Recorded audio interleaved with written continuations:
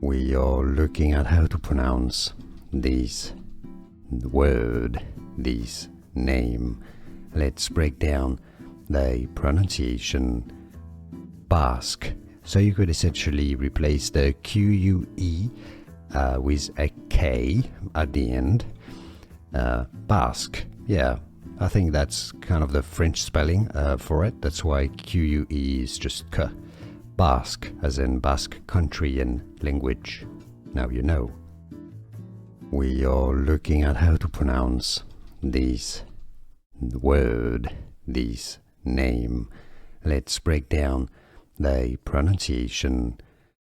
Basque. So you could essentially replace the QUE with a K at the end. Basque. Yeah, I think that's kind of the French spelling for it. That's why QUE is just K. Basque, as in Basque country and language. Now you know. Here are more videos on how to pronounce more confusing words and names too many mispronounced. Like this video if you found it useful. I appreciate your support. I'll see you soon and thanks for watching.